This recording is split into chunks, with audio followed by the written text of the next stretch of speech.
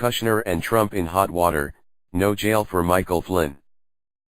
Trump's ex-national security advisor, Michael Flynn, has given up all of the information he had regarding the Russian officials and the transition.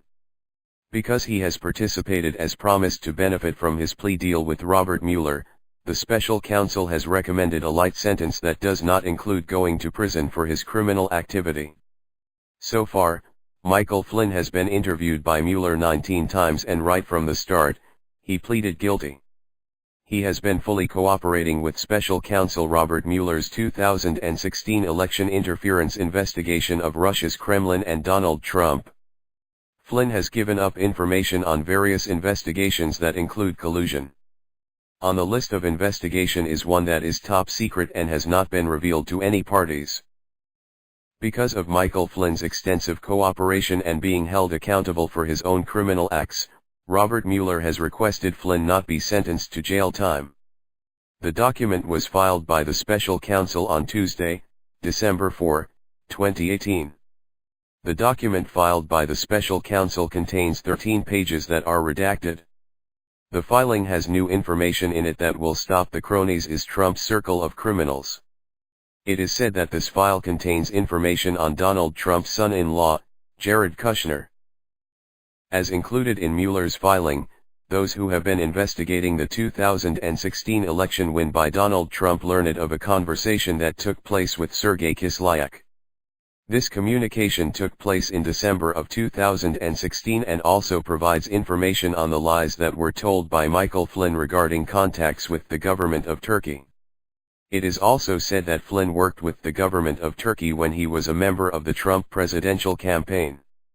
The most important and threatening aspect for Trump associated with the Russia investigation and this memo is that Flynn has turned in all information that he had first-hand related to Russian officials and the Trump campaign team. Those who were involved discussed the possibility of removing sanctions against Russia placed by the United States, when President Obama was in office. The sanctions were related to a different issue that involved the UN and Israel resolution. In January 2017, Flynn pleaded guilty to lying to federal investigators and struck a plea deal which is still valid since he completely complied with all requests in the Trump-Russia collusion investigation. The information that Flynn has given, especially related to when the events occurred, is important because it shows what Donald Trump and Kushner have done and the reason for Flynn and Mueller making a plea agreement that has now resulted in little to no punishment for Flynn's criminal activity. Mueller seems to be very happy with the testimony provided by ex-security advisor Michael Flynn.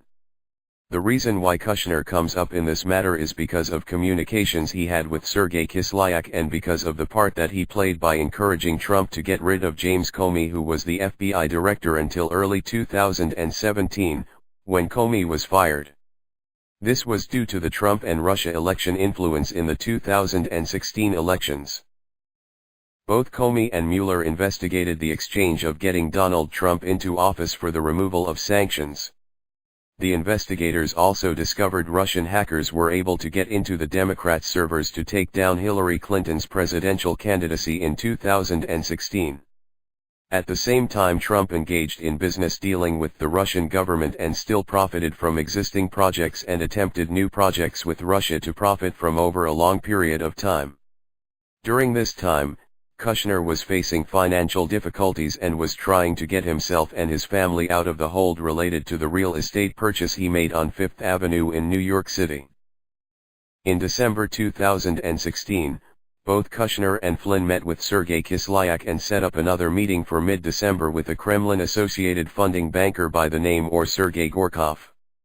Of course, this meeting was innocent and associated with Kushner's duties in the government, as stated by the White House.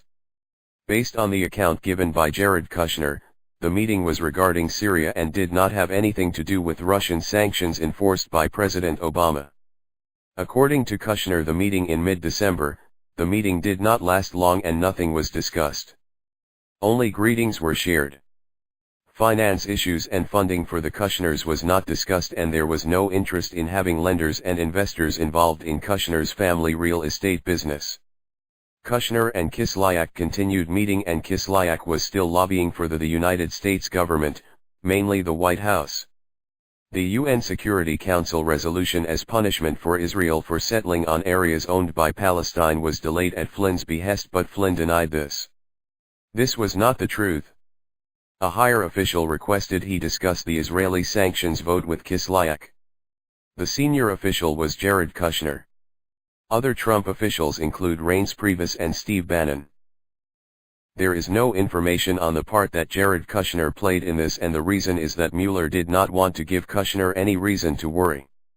Mueller knows that the information given by Kushner and by Flynn needs to be scrutinized for truthfulness, and he doesn't want Kushner to run off into the sunset. At the end of 2016, in the last week, court documents show Flynn and Kislyak spoke about the vote at the UN. This is around the same time that Obama had placed sanctions against Russia for election interference. Sergei Kislyak said that there would be retaliations by Russia because Flynn had been acting as a liaison to the response by Russia. KT McFarland was briefed on the conversations. McFarland is an ex-advisor to Trump. Subscribe to this channel and click on the notification icon. Know when a new video is uploaded.